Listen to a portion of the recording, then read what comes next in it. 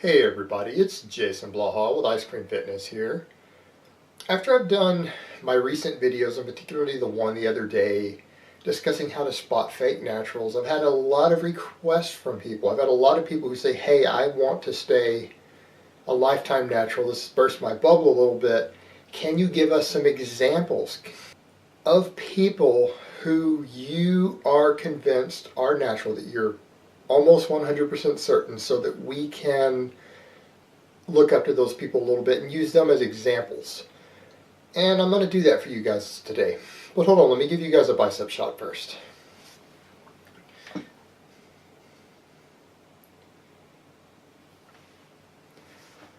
Alright, as I've said before quite a bit, when you start going into the modern world, because use is so prevalent and because a lot of users still don't look good, I would say the vast majority of steroid users I've known in my life, and keep in mind guys, I used to be a dealer, a face-to-face dealer, many years ago, not an online dealer, a face-to-face dealer, and I can tell you that the average steroid user doesn't look that impressive. They're not that huge, they're not that ripped. That's just a reality. So it can be very hard to tell today because we know the drug testing doesn't work. So you can't use any sort of test as a measure. And so it's very difficult to find people to use as a yardstick. So I like to use old examples, and I oftentimes use Steve Reeve. And now I know a lot of people are going to point out, yeah, but later in his career, Steve Reeve used Obtainable for a little while. But the thing is, he also felt guilty about it. He came off of it, and people who knew him personally said that he felt guilty about it, and he had expressed later on that he felt that steroids were simply not what bodybuilding was supposed to be about, in his opinion. And so he came back off and went back natural again. But for most of his career, he was natural, and you can sort through those pictures and get a good idea of that is what can absolutely be obtained natural. And it was done mostly before steroids really hit the scene. So it's very difficult to accuse someone of using if it didn't exist and if they didn't have access to it. Whereas in today, it's so many people, the vast majority of users lie about it. I mean, there were people who I sold gear to who I had heard scream up and down that they were natural. I sold gear to tested athletes. I sold some gear to natural bodybuilders years ago. So just be realistic here. But the thing is, Steve Reeves was natural for most of his career, and I think most of us will agree on that. There's not going to be much dispute on that. So that's a very good example. Now, when I had to think about it, I'm like, well, I don't want to go through. I do not want to turn the YouTube into a witch hunt. It's not what I want to do. So I had to sit down and say, well, let me use, for the other YouTube guys, let me use some YouTube examples. And the problem I run into with the YouTube is just like when I get into natural bodybuilding, when I look up at a pro natural bodybuilding show, I can look up the lineup, I can look at a group of guys and say, those guys right there, they are natural. And I'll be 95% certain that block is natural. I'll look at another block from the same lineup and go, yep, these guys, I'm 100% positive they're enhanced. I'm sure what drugs they're on, what drugs they've used. I can look at them and tell specifically what drugs they've used.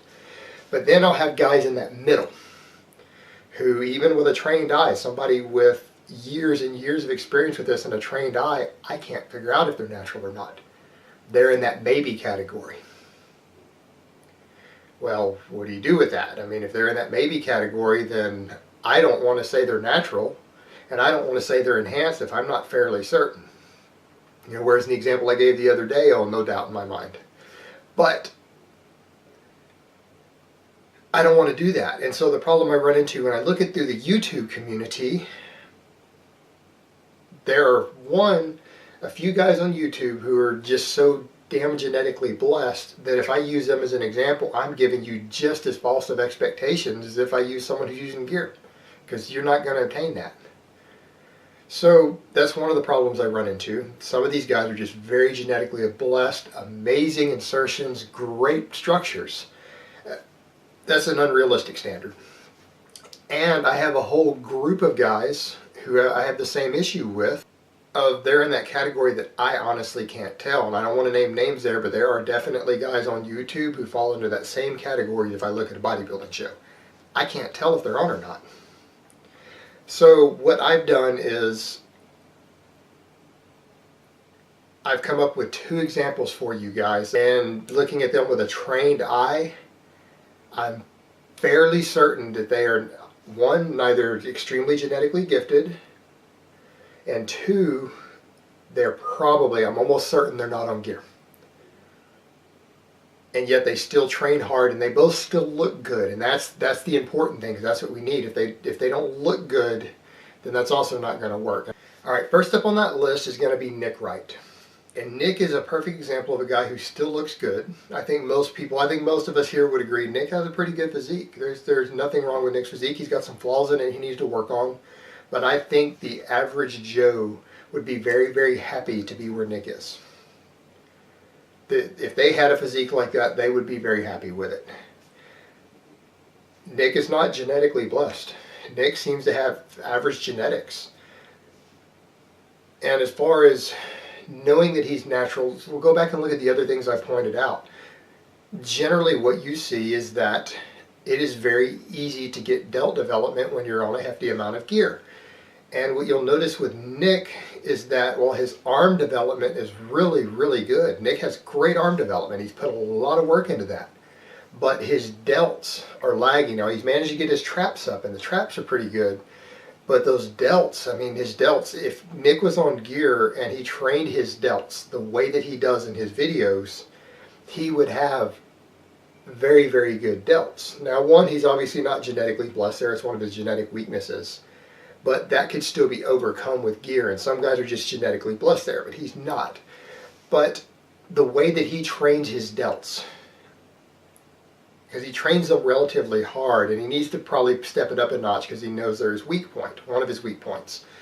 But if he was using gear or any significant amount of it, at least on a regular basis, Nick's delts would be bigger, they would be fuller, they would be a lot more striated when he gets really, really lean. And it's the same with his upper chest. The upper chest tends to come in easily, and I'm not telling you that just because someone has an upper chest that means they're on gear, but you're looking at proportions to the rest of their physique, and he has the same thing. Nick has a flat upper chest, and even when he gets fairly lean, it's just flat. He doesn't have any real good separation there, and he does train his upper chest. He does incline work and things. So when you combine that in, that's a characteristic that it's just because of his proportions and his weak points in his physique and the way that gear normally affects different muscles in slightly different proportions, I would have a very, very difficult time believing that Nick was on gear. I would have a hard time believing that. And it's the same when he gets down really lean. He looks good when he cuts up lean,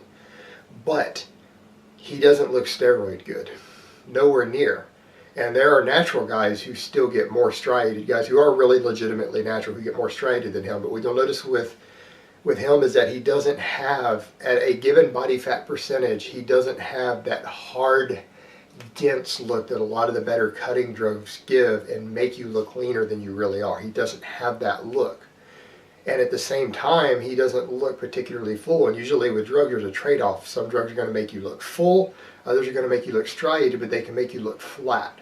He doesn't really have either look, so when he's really cut, there's no real signs of drug use there. There's nothing I can look at that and go, possible sign. So I'm almost convinced that Nick Wright is going to be legitimately natural. Another guy I want to use, and Omar, I'm going to mispronounce your name, I apologize, but Omar Issouf.